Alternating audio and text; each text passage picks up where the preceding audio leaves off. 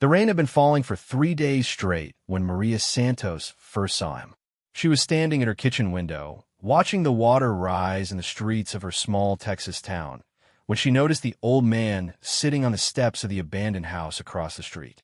His clothes were soaked through, his gray hair plastered to his head, and he clutched a small duffel bag like it contained everything he owned in the world. Maria had lived in Riverside for 43 years, ever since she married Roberto, and they bought the little blue house with the white picket fence. She had raised 3 children in that house, buried her husband from that house, and watched her neighborhood change from a thriving community to a place where half the homes stood empty. But she had never seen this man before. The water was already ankle-deep in her front yard, and the Weather Service was calling for another 2 days of heavy rain. Flash flood warnings scrolled across her television screen every few minutes, and the mayor had been on the radio asking people to prepare for possible evacuation. But Maria couldn't stop watching the stranger. He looked to be in his 70s, maybe older. His hands shook as he tried to wring water from his shirt. Every few minutes, he would stand up and look down the street as if waiting for someone. Then he would sit back down, shoulders sagging with disappointment. Maria's neighbor, Mrs. Chun, had already packed her car and driven to her daughter's house in Austin. The Johnsons on the corner had left yesterday morning. Even young Danny Martinez, who lived with his grandmother 2 houses down, had convinced the old woman to come stay with his cousin until the flooding passed. But this stranger had nowhere to go. Maria made herself a cup of coffee and tried to focus on other things. She had her own preparations to make. The sandbags Roberto had stacked in the garage 5 years ago were still there, and she should probably drag them out to protect her front door. The photo albums in the hall closet needed to be moved to higher ground. Her emergency kit was ready, but she should check the batteries in the radio one more time. Still, she kept glancing out the window. The man was thin, too thin. His jacket hung loose on his frame, and when he coughed, his whole body shook with the effort. He had the look of someone who had been hungry for a long time, someone who had learned to make a single meal last 2 days, and to sleep anywhere he could find shelter. Maria knew that look. She had seen it on her own father's face during the recession of 1982, when the auto plant closed, and he spent 8 months looking for work. She had seen it on her oldest son's face when he came back from Afghanistan, before he finally got the help he needed and found his way again. The rain picked up, drumming harder against her windows. The stranger pulled his thin jacket tighter around his shoulders and bent his head against the downpour. Water ran off him in streams. That was when Maria made her decision. She put on her yellow raincoat, the one Roberto had bought her for their anniversary 10 years ago, and stepped out into the storm. The water in her yard was now mid-calf deep, and she had to move carefully to avoid slipping on the submerged walkway. "Sir," she called out, raising her voice over the sound of the rain. "Sir, are you all right?" The man looked up, startled. His eyes were pale blue, faded like old denim, but they were kind eyes. Gentle eyes. He struggled to his feet, swaying slightly. "I'm fine, ma'am," he said, though his voice was hoarse and weak. "Just waiting for the bus." Maria looked down the street. The bus stop sign was barely visible above the rising water. No bus had run this route since Tuesday, when the flooding started. "There won't be any buses today," she said gently. "Or tomorrow, probably. Maybe not until next week." The man's shoulders sagged. He looked down at his soaked shoes, then back up at Maria. "I see," he said quietly. "What's your name?" Maria asked. "Thomas," he replied. "Thomas Clark. I don't want to be any trouble." "You're no trouble," Maria said, though she wasn't sure why she felt so certain about this. There had been too many news stories about strangers who turn out to be dangerous, too many warnings about helping people you didn't know.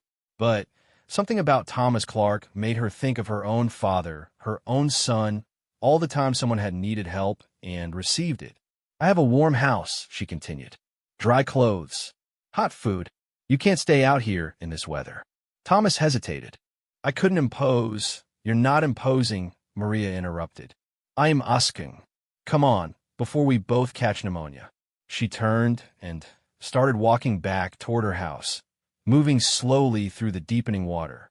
After a moment, she heard splashing behind her and knew that Thomas was following. Inside, Maria's house was warm and dry. She had built a fire in the fireplace earlier that morning, more for comfort than warmth, and the living room glowed with orange light. The smell of the beef stew she had been simmering all day filled the air. "Sit down anywhere," Maria said, pulling off her raincoat. "I'll get you some towels." Thomas stood dripping in her entryway, looking around with wonder. It was a simple house, nothing fancy, but Maria kept it clean and comfortable. Family photos covered the mantelpiece, and her grandmother's quilt was draped over the back of the sofa. Books filled the built-in shelves, and plants crowded the windowsills. "It's beautiful," Thomas said softly. Maria returned with an armful of towels and some of Roberto's old clothes. Her husband had been about the same size as Thomas, maybe a little broader through the shoulders, but the clothes would fit well enough. "The bathroom's down the hall," she said. "Take a hot shower, get into some dry things. Take as long as you need." When Thomas emerged 20 minutes later, he looked like a different person. His hair, now clean and dry, was pure white and thick. His face, no longer gray with cold and exhaustion, had good color. Roberto's old flannel shirt and jeans fit him reasonably well. "Thank you," he said simply. Maria had set the kitchen table for two and ladled stew into large bowls. She had also made cornbread, the way her mother had taught her, with real butter and a touch of honey. They ate in comfortable silence for several minutes. Thomas ate slowly but steadily, like someone who had learned not to waste food. Maria found herself studying his hands.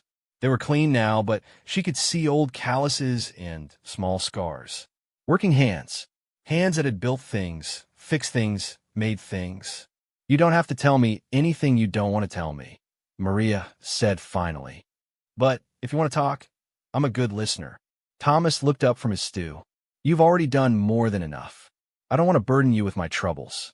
"Sometimes talking helps," Maria said. "And sometimes listening helps too." Thomas was quiet for a long moment, considering. Outside, the rain continued its steady drumming against the windows. "I used to be a carpenter," he said at last. "Worked construction most of my life. Built houses, fixed roofs, installed cabinets. Was good at it too." "What happened?" Thomas flexed his hands, looking at them as if they belonged to someone else. "Arthritis. Started about 10 years ago. Got worse and worse until I couldn't hold tools steady anymore. Couldn't do the work." Maria nodded, understanding. She had watched her own hands grow stiffer over the years, had felt the ache in her joints on cold mornings. "I tried other jobs," Thomas continued, "but when you're 68 and all you know is construction, there aren't many options. Saved some money over the years, but medical bills ate through that pretty fast. Lost my apartment 6 months ago." "Family?" Maria asked gently. Thomas shook his head. "Had a son. Lost him in Iraq 15 years ago. His mother died when he was young. No brothers or sisters, parents gone long ago. Just me." The simple words carried a weight of grief that made Maria's chest tighten. She thought of her own children, scattered across the country now, but still part of her daily life through phone calls and visits. She thought of her grandchildren, who filled her house with laughter every summer. "I'm sorry," she said. "Me too," Thomas replied. "He was a good boy. Would have been a good man." They finished their meal in thoughtful silence. Outside, the storm showed no signs of letting up. The water in the street was now deep enough that cars couldn't pass through safely. Maria's phone had been buzzing with automated emergency alerts all evening. "The guest room's upstairs," Maria said as she cleared the dishes. "Clean sheets, warm blankets. You can stay as long as you need to. Just until the water goes down," Thomas said quickly. "I don't want to. We'll figure it out as we go," Maria interrupted. "Right now, you need rest." As Thomas headed upstairs, Maria stood at her kitchen window again, looking out at the flooded street. The abandoned house where she had first seen Thomas was now surrounded by water up to its front porch. If she hadn't acted when she did, he might have been swept away by now. She thought about the strange ways life works sometimes. 3 days ago, She had been alone in her house, as she had been for the past 5 years since Roberto died. Her children called regularly, but they had their own lives, their own families. Her friends from church were kind, but most of them were dealing with their own challenges of aging and loss. Now she had a stranger sleeping in her guest room, a man with gentle eyes and a lifetime of sorrow behind him. She didn't know what tomorrow would bring, or how long the flooding would last, or what would happen when the water finally receded and life returned to normal. But tonight, for the first time in a long time, her house felt full instead of empty. Upstairs, she could hear Thomas moving around quietly, settling in for the night. She heard the soft creak of the guest room bed as he lay down. Then silence. Maria finished cleaning the kitchen and banked the fire for the night. She checked the locks on her doors, though she knew the flooding made break-ins unlikely. She turned off most of the lights, but left a lamp on in the living room in case Thomas needed to come downstairs during the night. Before going to bed, she stood once more at her window. The water continued to rise. Emergency vehicles splashed through the deeper streets, their red and blue lights reflecting off the surface like scattered jewels. In the distance, she could see the glow of the emergency shelter at the high school, where dozens of displaced families were spending the night. She thought about calling her daughter Elena in San Antonio just to check in, but Elena would worry and want to drive down to get her, which was impossible in this weather and unnecessary besides. Maria was safe in her house, dry and warm, with enough supplies to last a week if necessary. And she was no longer alone. The next morning, Maria woke to the smell of coffee brewing and something delicious cooking downstairs. For a moment, she was disoriented. She had been dreaming of Roberto, of the early years of their marriage when she would wake to find him already in the kitchen, making breakfast before his shift at the plant. But Roberto had been gone for 5 years. She put on a robe and slippers and made her way downstairs. In the kitchen, she found Thomas standing at the stove, wearing Roberto's old apron and tending to a pan of scrambled eggs. The coffee was freshly made, and he had somehow found her grandmother's good china in the cabinet above the refrigerator. "I hope you don't mind," he said, turning when he heard her footsteps. "I wanted to do something to thank you." Found eggs and cheese in the refrigerator, bread for toast. "You didn't have to do this," Maria said, though she was touched by the gesture. "Wanted to," Thomas replied simply. "Been a long time since I had a real kitchen to cook in." They sat at the table as morning light filtered through the rain-streaked windows. The eggs were perfectly cooked, fluffy, and seasoned just right. The toast was golden brown, and Thomas had somehow found her homemade strawberry jam in the back of the refrigerator. "This is wonderful," Maria said. Thomas smiled, the first real smile she had seen from him. It transformed his face, taking years off his appearance, and revealing the man he must have been before life wore him down. "My wife taught me to cook," he said. Said she wasn't going to have a husband who couldn't take care of himself. This was her recipe for scrambled eggs. Secret is to add a little cream cheese while they're still cooking. She sounds like a wise woman. She lost her too young. Cancer when our boy was just 12. Maria reached across the table and covered Thomas's weathered hand with her own. "I'm sorry you've had so much loss."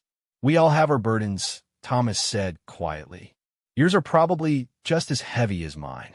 They sat in comfortable silence, eating breakfast while the rain continued outside. The flooding had reached a new level overnight. Maria could see that the water now covered the first step of her front porch. But inside her house, everything felt peaceful and right. After breakfast, Thomas insisted on washing the dishes while Maria checked the weather reports on her radio. The forecasters were predicting at least another day of heavy rain, possibly two. The local emergency management office was asking people to stay in their homes unless absolutely necessary. "Looks like you're stuck with me for a while," Thomas said, drying the last plate with one of Maria's kitchen towels. "I can think of worse things," Maria replied, and meant it. As the day wore on, they settled into an easy routine. Thomas had a gift for small repairs, and despite his arthritis, his hands were still steady enough for delicate work. He fixed the dripping faucet in the guest bathroom that Maria had been meaning to call a plumber about. He tightened the loose handle on her kitchen cabinet. He even managed to adjust the temperamental lock on her back door so that it turned smoothly for the first time in years. Meanwhile, Maria cooked. She made a pot of chicken and dumplings for lunch, using her mother's recipe that required rolling the dough paper thin and cutting it into perfect squares. She baked an apple pie with apples from the tree in her backyard, the one Roberto had planted during their second year in the house. They talked while they worked. Thomas told her about the houses he had built, the satisfaction of seeing a foundation become a home where families would live and grow and make memories. Maria told him about her children, about the years when the house was full of noise and activity, homework and soccer practices and teenage drama. "Sounds like you were a good mother," Thomas said. "I try to be. Some days were better than others. That's all any of us can do. Try our best." As evening approached, they sat in the living room with the fire crackling and their stomachs full of pie and coffee. Maria worked on a crossword puzzle while Thomas read one of Roberto's old mystery novels. Outside, the world was still flooded and stormy, but inside everything felt warm and safe. "Maria," Thomas said suddenly, looking up from his book. "Thank you, not just for the shelter and the food, for treating me like a person instead of just a problem to be solved." Maria looked at him over her reading glasses. Everyone deserves to be treated with dignity. Not everyone believes that. Then, not everyone is right. Thomas smiled and returned to his book. Maria went back to her crossword puzzle. But her mind was already working on other things, bigger things. Plans that were forming in the quiet spaces of her thoughts. Ideas that surprised even her with their clarity and certainty. The flood had brought Thomas to her door, but she was beginning to suspect that wasn't the end of the story. It was just the beginning.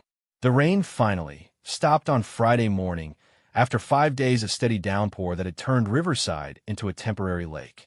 Maria woke to sunlight streaming through her bedroom curtains for the first time in nearly a week.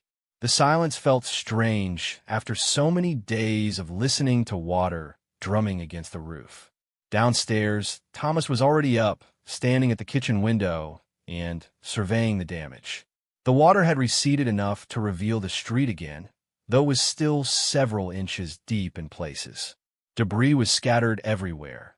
Tree branches, pieces of fencing, someone's patio furniture, and a sad-looking teddy bear that must have floated away from some child's bedroom. "How bad is it?" Maria asked, joining him at the window. "Could be worse," Thomas said. "Your house is on high ground, so you didn't get any water inside. Some of your neighbors weren't so lucky." Maria could see what he meant. The house directly across the street had a brown water line about 18 inches up its white siding. The apartment complex at the end of the block would need major repairs. Several cars sat abandoned in the street, their hoods still partially submerged. "I should check on people," Maria said. "See who needs help." "We should check on people," Thomas corrected gently. Over the next few hours, they made their way through the neighborhood, knocking on doors and checking on anyone who had stayed through the storm. Mrs. Patterson, the elderly widow who lived 3 houses down, had 6 inches of muddy water in her living room and was sitting on her front steps looking overwhelmed. "I don't even know where to start," she told Maria, tears in her eyes. "Everything's ruined. The carpet, the furniture, all my photo albums." Thomas was already rolling up his sleeves. "First thing is to get the water out," he said.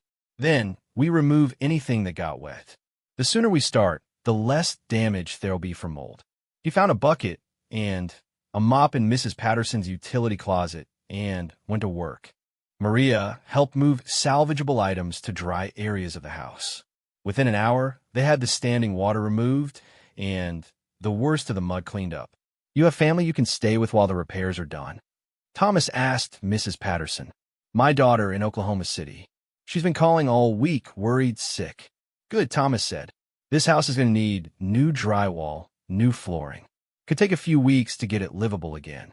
They moved on to the Hendersons' place, where the elderly couple was trying to figure out how to move their water-damaged refrigerator. Thomas somehow managed to rig a system using Mrs. Henderson's ironing board as a ramp, and together the three of them got the heavy appliance out to the curb. "Are you a contractor?" Mr. Henderson asked.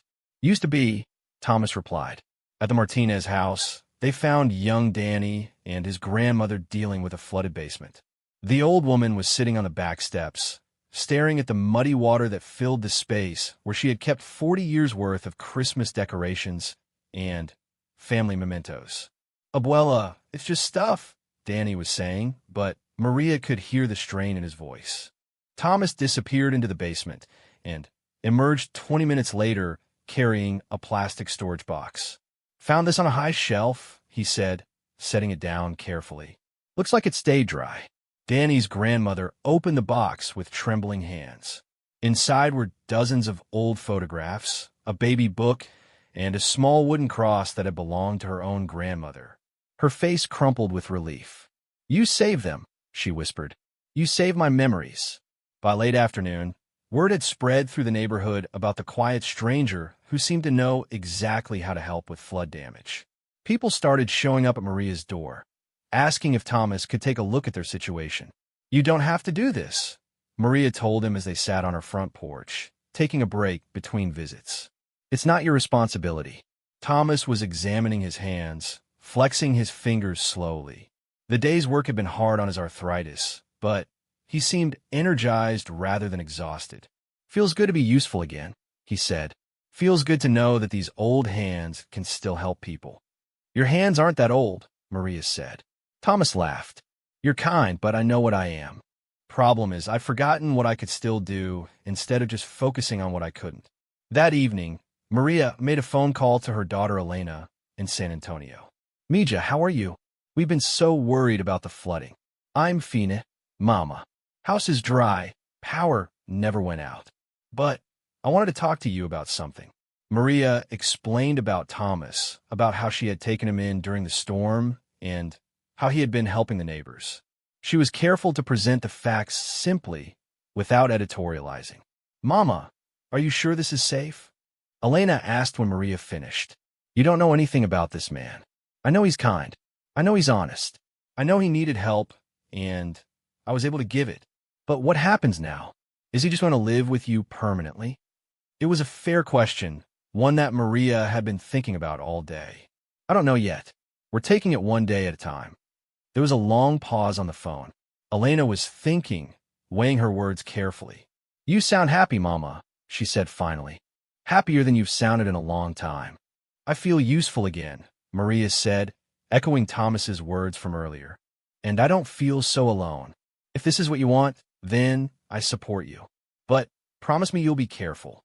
"I'm always careful, Mija." After she hung up, Maria found Thomas in the living room, reading another of Roberto's mystery novels. The fire was burning low, casting dancing shadows on the walls. "Everything all right?" he asked, looking up from his book. "My daughter's worried about you," Maria said, settling into her favorite chair. Thomas nodded. "That's natural. She doesn't know me. She'll come around." Elena's protective, but she's not unreasonable. They sat in comfortable silence for a few minutes, listening to the fire crackle and the occasional car splash through the remaining puddles in the street. "Thomas," Maria said eventually, "what were you planning to do? Before the flood, I mean. Where are you trying to go?" Thomas closed the book, keeping his finger in place to mark the page. "Honestly, I didn't have much of a plan. Was hoping to make it to Austin, maybe find some day work. Thought I might sleep in the park until I could get enough money together for a room somewhere. And after that," Thomas shrugged. "Hadn't thought that far ahead. When you don't have anywhere to go, it's hard to make long-term plans." Maria had been thinking about this conversation all day, rehearsing different ways to bring up the idea that had been forming in her mind. Now, sitting in the warm glow of the fireplace with this gentle man who had helped her neighbors without being asked, she decided to be direct. "What if you stayed?" she said. Thomas looked at her in surprise. "Stay here, with me, permanently?" "Maria, I can't let you do that. You barely know me." "I know enough," Maria said firmly. "I know you're honest and kind. I know you're handy around the house. I know you make excellent scrambled eggs, and you read mysteries and you treat people with respect. But I can't pay rent. I don't have any income. This house is paid for, Maria said. Roberto left me enough to live on. I don't need rent money. Thomas shook his head. I can't be a charity case. Who said anything about charity? Maria asked. I'm talking about partnership. I have a house that needs maintenance and repairs. You have skills I don't have. I have steady income, and you need stability. I cook, you fix things. We both benefit. Maria, let me finish, she interrupted. I've been rattling around in this house alone for 5 years. It's too big for one person, too quiet. My children have their own lives, which is how it should be. But I'm not ready to sit in a rocking chair and wait to die. Thomas was quiet, considering her words. The neighborhood needs help recovering from this flood, Maria continued. People need someone who knows about construction, someone who can help them navigate insurance claims and repairs. You could start a handyman business. With what money? What tools? Roberto's workshop is full of tools that haven't been touched in 5 years. And I have some savings. Enough to get a small business started. Thomas stared at her. You would do that? For someone you just met? I'm not doing it for you, Maria said, though her tone was gentle. I'm doing it for me. For us. For the neighborhood. Because I think this is what's meant to happen.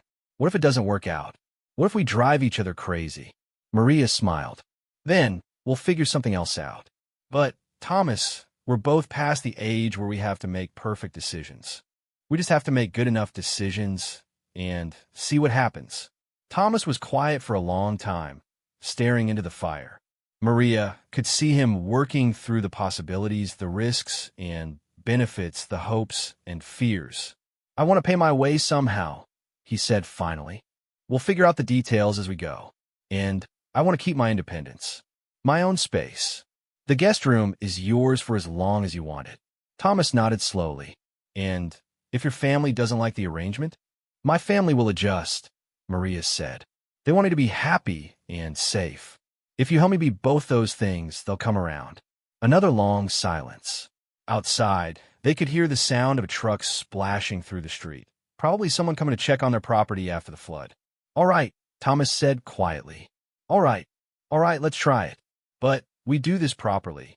I want to apply for a business license. I want to pay taxes. I want to do everything legal and above board.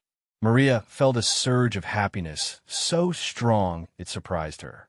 Of course. And I want to contribute to household expenses. Once the business gets going, I pay a third of utilities and groceries. Half, Maria countered. Deal. They shook hands formally, and then both started laughing at the absurdity of it. Over the next few weeks, the new arrangement began to take shape. Thomas threw himself into helping neighbors with flood repairs, working despite the pain in his joints because the need was so great and the work felt so meaningful. Word of his skills and reasonable prices spread quickly through the community. Maria handled the business side of things. She helped Thomas register his handyman service with the city, set up a simple bookkeeping system, and create flyers to post around the neighborhood. She also used her long-standing relationships in the community to connect Thomas with people who needed his services. Mrs. Rodriguez needs her kitchen cabinets reinstalled, she would tell him over breakfast. And Pastor Williams mentioned that the church fellowship hall has some loose floorboards that need attention. Thomas would nod and add the jobs to his growing list. He was amazed at how quickly the work materialized. After months of feeling useless and invisible, he was suddenly in demand. The physical work was challenging. Some mornings his hands were so stiff he could barely hold a coffee cup. But Thomas had learned to pace himself, to work with his limitations instead of against them.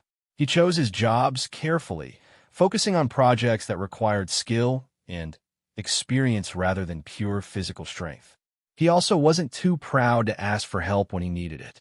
Danny Martinez, the young man who lived with his grandmother, had some experience with construction and was glad to earn extra money helping with the heavier lifting. Mrs. Chin's nephew was an electrician who could handle the jobs that required specialized knowledge. Within a month, Thomas had more work than he could handle alone. I think you need to hire someone, Maria told him one evening as they sat on the front porch, watching the neighborhood come back to life after the flood. "I've been thinking the same thing," Thomas admitted. "Danny's a good worker, and he's looking for steady employment. His grandmother would be thrilled. She's been worried about him finding a real job." Thomas had been carrying around a business card in his wallet for 3 weeks, waiting for the right moment to show it to Maria. He pulled it out now and handed it to her. "Clark Home Services," Maria read aloud. "Professional repairs and maintenance. Licensed and insured." She looked up at him with a smile. "It's perfect. Ordered 500 of them. Figured if I was going to do this, I should do it right."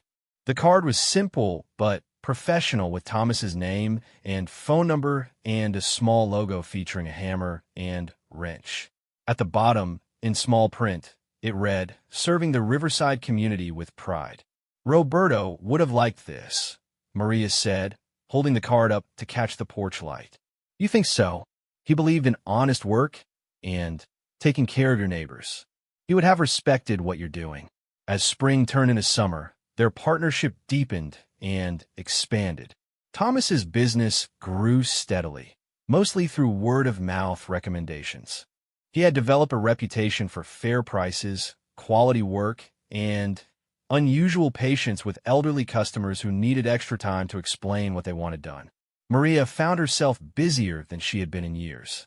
She answered Thomas's business phone when he was out on jobs, scheduled appointments, and even helped with some of the simpler bookkeeping. She also continued to cook for both of them, discovering that she enjoyed planning meals for two again. More importantly, she felt needed and useful in a way she hadn't since Roberto's death. Their daily routines became comfortable and familiar. Thomas would get up early and make coffee while Maria showered and dressed.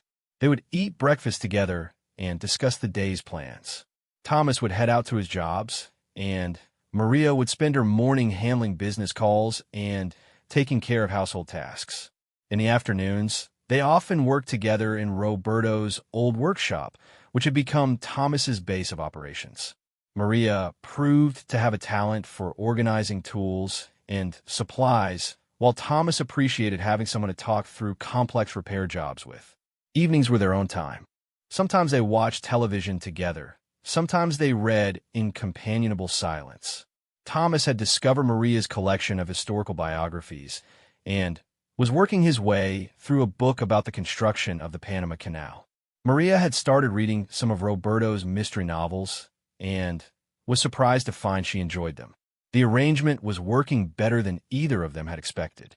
"You know what I realized?" Thomas said one evening as they sat on the porch watching fireflies blink in the gathering dusk.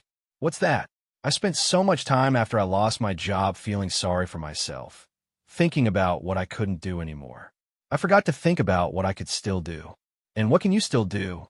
Thomas gestured around the neighborhood. "I can help people. I can solve problems. I could take something that's broken and make it work again. These hands may not be as steady as they used to be, but they're steady enough for what matters." Maria reached over and squeezed his shoulder. Roberto used to say that getting older wasn't about losing abilities. It was about learning which abilities really mattered. He sounded like a wise man. He had his moments. As the summer progressed, Maria began to notice changes in herself as well as in Thomas. She was sleeping better than she had in years. She was more active, more social. Having Thomas in the house had given her a reason to cook real meals again, instead of just heating up soup for one. Having his business phone ring regularly had connected her to the rhythms of the community in a way she had missed. Most importantly, she felt less alone. Not just because there was another person in the house, but because she was part of something meaningful again. Thomas's success was her success too. The neighbors they helped were grateful to both of them. The community was stronger because of what they were doing together. One evening in July, Maria's oldest son called from Chicago. "Mom, Elena told me about your roommate," he said without preamble. "His name is Thomas, and he's my business partner as much as my housemate," Maria replied calmly. "Mom, are you sure you know what you're doing?" "I'm sure I'm happier than I've been in a long time. I'm sure I feel useful and needed. I'm sure Thomas is a good man who is just having some bad luck." There was a pause while her son considered this. Elena said he's starting a business? Started a business. It's doing very well. And he's really helping around the neighborhood. He rebuilt Mrs. Patterson's front steps last week. Fixed the Hendersons' back door so it doesn't stick anymore. Helped Pastor Williams install new ceiling fans in the church fellowship hall. Another pause. You sound different, Mom. Younger somehow. I feel younger. I feel like I have a purpose again. Then, I guess that's what matters. After she hung up, Maria found Thomas in the workshop, cleaning and organizing his tools for the next day's jobs. He looked up when she appeared in the doorway. Everything all right? He asked. Perfect, Maria said. Everything's perfect. And for the first time in a very long time, she meant it completely. Christmas morning came with a gentle snow, the first white Christmas Riverside had seen in 15 years. Maria woke to the smell of cinnamon rolls baking and the sound of Thomas humming in the kitchen. It had been 8 months since the flood that brought him to her door, and their life together had settled into rhythms that felt as natural as breathing. She found him at the stove, wearing the Christmas apron her daughter Elena had sent him as a joke gift. It was bright red with white snowflakes and the words "ho, ho, ho" embroidered across the front. Thomas wore it with complete dignity. "Merry Christmas," he said, turning to smile at her. "Coffee's ready, and the rolls will be done in 5 minutes." "Merry Christmas," Maria replied, settling at the kitchen table where Thomas had already laid out plates and napkins. "You didn't have to get up early to cook." "Wanted to," Thomas said, checking the oven. "Besides, your whole family's coming today. Figured you'd have enough to do without worrying about breakfast, too." Maria's 3 children and their families had all planned to spend Christmas Day at the house. It would be the first time in 6 years that everyone had gathered in the same place, and the first time any of them had met Thomas in person. Elena had driven up from San Antonio the night before with her husband and 2 teenage daughters. Miguel was flying in from Chicago with his wife and infant son. Carmen, the youngest, was driving over from Austin with her boyfriend, whom the family was meeting for the first time. "Are you nervous?"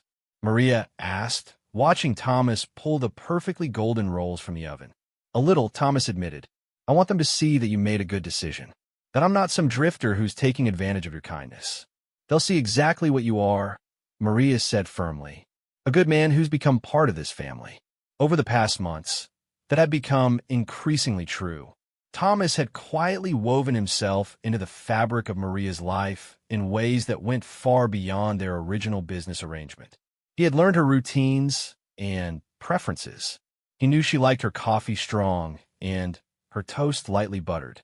He knew she worried about her grandchildren and missed Roberto most on rainy Sunday afternoons. In return, Maria had learned Thomas's habits and needs.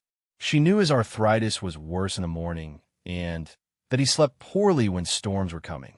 She knew he was proud to the point of stubbornness, but would accept help if it was offered the right way. She knew he still grieved for his son and his wife, but had found peace with his losses. Most importantly, they had both learned that loneliness was not an inevitable part of growing older. Clark Home Services had grown beyond anything Thomas had imagined when they first shook hands by the fireplace. He now employed Danny Martinez full-time and had hired 2 other part-time workers for busy periods.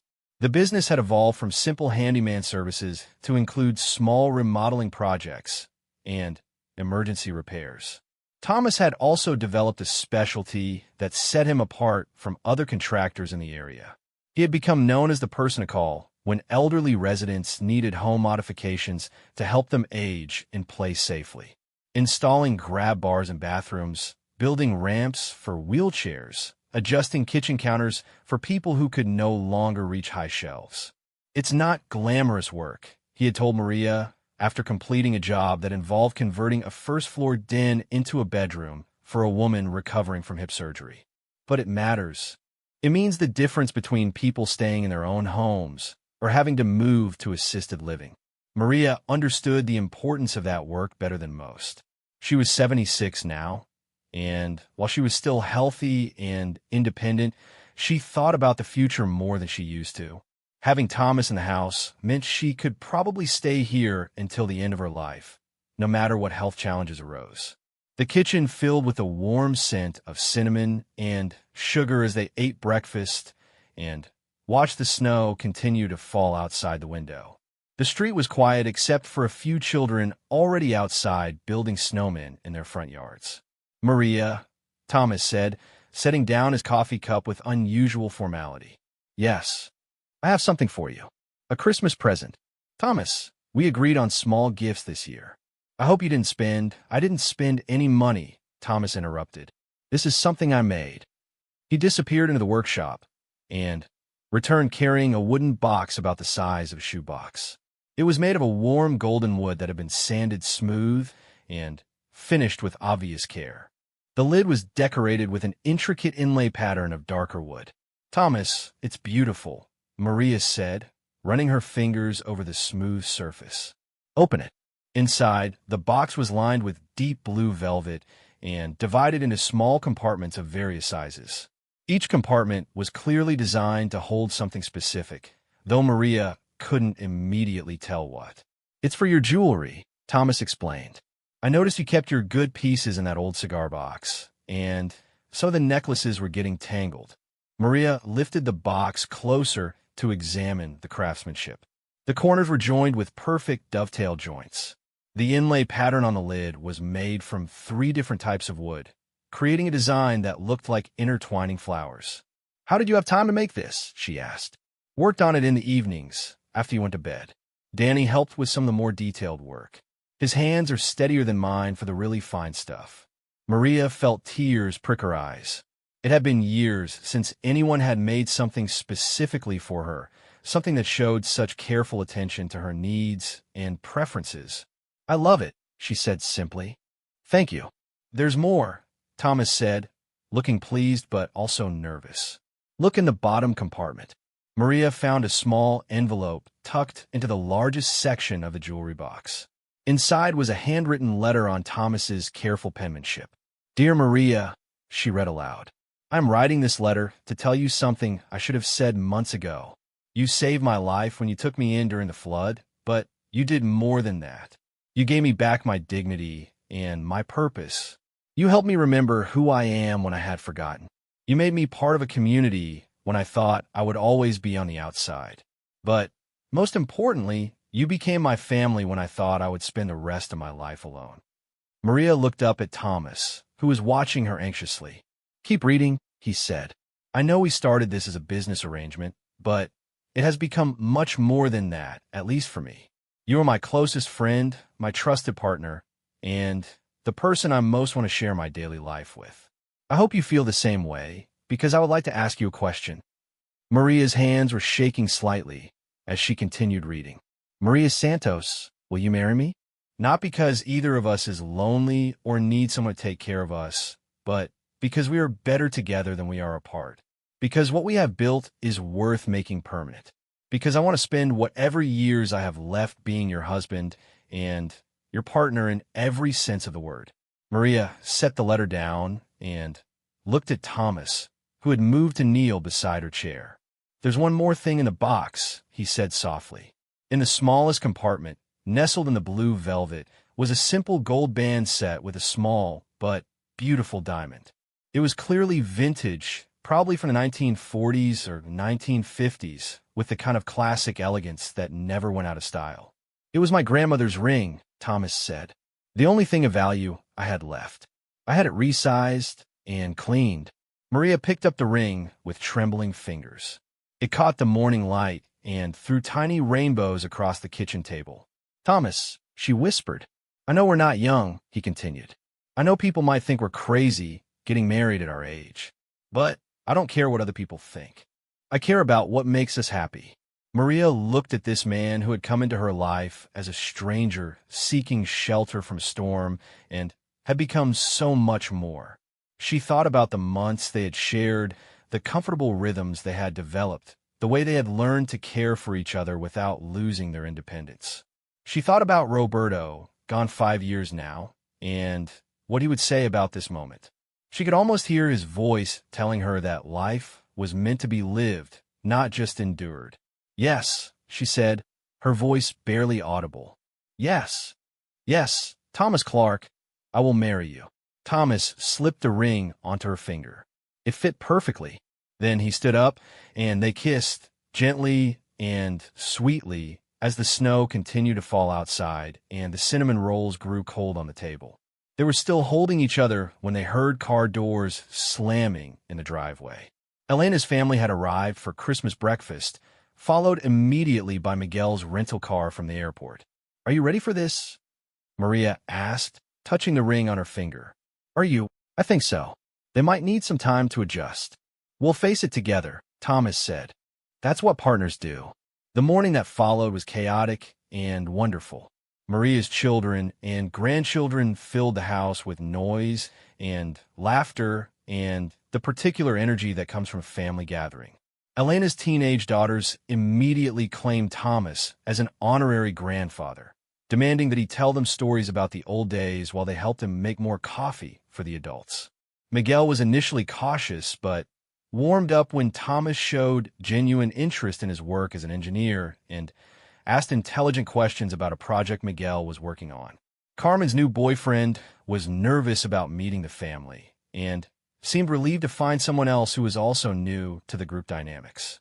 The engagement announcement was met with surprise silence, then a flood of questions and concerns and congratulations all mixed together. "Are you sure about this, Mama?" Elena asked when she got Maria alone in the kitchen. "I'm sure," Maria said, showing her daughter the ring. "It's beautiful, but are you sure you're not just lonely? There are other ways to deal with loneliness that don't involve marriage." "Elena, I wasn't lonely before Thomas came. I was content with my life. But now I'm happy with my life. There's a difference." Elena studied her mother's face, looking for signs of confusion or poor judgment. Instead, she saw a woman who looked younger and more energetic than she had in years. "He makes you happy." "He does. And I think I make him happy too." Then, that's what matters. By afternoon, the initial shock had worn off, and the family had settled into acceptance. Miguel helped Thomas set up a card table for a complicated board game that involved all three grandchildren and required extensive rule negotiations. Carmen and her boyfriend worked with Maria in the kitchen, preparing the traditional Christmas dinner that had been Roberto's favorite. Elena found herself watching Thomas carefully throughout the day, looking for signs that would confirm or contradict her initial concerns about this unexpected addition to their family. What she saw was a man who was clearly devoted to her mother, but not possessive of her. He encouraged Maria to tell the old family stories that Elena's daughters loved to hear. He stayed in the background when the family was dealing with internal dynamics, but stepped in when help was needed. When Maria's grandson started crying because he was overtired and overwhelmed, Thomas quietly picked up the baby and walked him around the house until he calmed down. Most importantly, Elena saw that her mother was genuinely happy. Not just content or making the best of things, but truly happy in a way she hadn't been since Roberto died. After dinner, as the family gathered in the living room around the tree, Thomas stood up with unusual formality. "I want to say something," he announced, waiting until he had everyone's attention. "I know this has been a surprise for all of you. I know you love your mother and grandmother and want to protect her from making mistakes." The room was completely quiet, even the children sensing the importance of the moment. "I want you to know that I understand your concerns," Thomas continued. "I'm a stranger who came into your family during a crisis. You don't know my history or my character. You have every right to be cautious." He looked around the room, making eye contact with each adult in turn. "But I want you to know that I love your mother. Not because she took care of me when I needed help, though I'm grateful for that. I love her because she's kind and strong and smart, because she sees the best in people, because she makes me want to be a better man than I thought I could be at this stage of my life." Miguel leaned forward slightly, paying close attention. "I know I can't replace your father," Thomas said. "I wouldn't want to try. But I can promise you that I will take care of Maria for as long as I'm able. I will be faithful to her and honest with her and grateful for every day we have together." He sat back down next to Maria, and took her hand. That's all I wanted to say. Elena felt tears stinging her eyes. She looked at her siblings and saw similar expressions of acceptance and even approval on their faces. "Welcome to the family," Miguel said simply, and the others nodded in agreement. That evening, after the dishes were washed and the last guest had gone home, Maria and Thomas sat by the fire in the living room. The house felt quiet after so much activity, but it was a peaceful quiet rather than a lonely one. "That went well," Thomas said. "Better than well. They love you already. They love you, and they want you to be happy. I'm just the lucky beneficiary of that." Maria curled up next to him on the sofa, admiring the way her new ring caught the firelight. "When do you want to have the wedding?" she asked. "Soon," Thomas said. "We're not getting any younger, and I don't want to wait any longer than necessary to make this official. Spring, maybe? After the busy season for your business?" "Perfect. Something small and simple. Just family and close friends. Pastor Williams would do the ceremony. Maybe in the church fellowship hall, the one you fixed the ceiling fans in." Thomas laughed. "I like the symmetry of that." They sat in comfortable silence, watching the fire burn down to glowing coals. Outside, the snow had stopped falling, leaving the world clean and white and full of possibility. "Maria," Thomas said eventually, "I have one more present for you." "Thomas, the ring and the jewelry box are more than enough. This isn't something I bought or made. It's something I want to give you anyway." He turned to face her more directly. "I want to give you the rest of my life. All of it. Every day I have left, I want to spend with you. Building this business together, taking care of this house together, growing old together. I want to be the person you can count on, no matter what happens." Maria felt her eyes fill with tears for the second time that day. "And I want you to know," Thomas continued, "that you've already given me the same thing. You've given me a future when I thought I didn't have one. You've given me a home when I thought I would always be wandering. You've given me a family when I thought I would always be alone. We've given each other a second chance," Maria said softly. "The best Christmas present either of us could ask for." Outside, the neighborhood was quiet under its blanket of snow. Inside, two people who had found each other in the midst of a storm sat by their fire and planned the rest of their lives together. In the morning, Thomas would go back to work helping their neighbors repair and improve their homes. Maria would continue managing the business side of their partnership and taking care of the house they both now considered home. But tonight, they simply held each other and marveled at the unexpected gift life had given them both. The flood had taken many things from their community, furniture and photographs, floors and foundations. But it had also brought them together, and that had made all the difference. As they prepared for bed, Maria thought about the moment 8 months ago when she had first seen Thomas sitting in the rain, looking lost and alone. She had acted on instinct then, offering shelter to a stranger without knowing where it would lead. Now she knew. It had led to this moment, this life, this love that neither of them had expected to find again. Sometimes the best gifts come disguised as problems that need solving. Sometimes the answer to loneliness is not to retreat further into solitude, but to open your door to someone who needs what you have to offer. And sometimes when you think you're just helping someone else, you discover that you're really saving yourself. The snow continued to blanket their neighborhood as Maria and Thomas turned off the lights and headed upstairs to their separate bedrooms for what would be one of the last times. Soon they would be husband and wife, partners in every sense of the word. But tonight, they were simply two people who had found each other in the midst of a storm and decided to face whatever weather came next together. It was more than either of them had dared to hope for when the rain first started falling. It was enough to last a lifetime.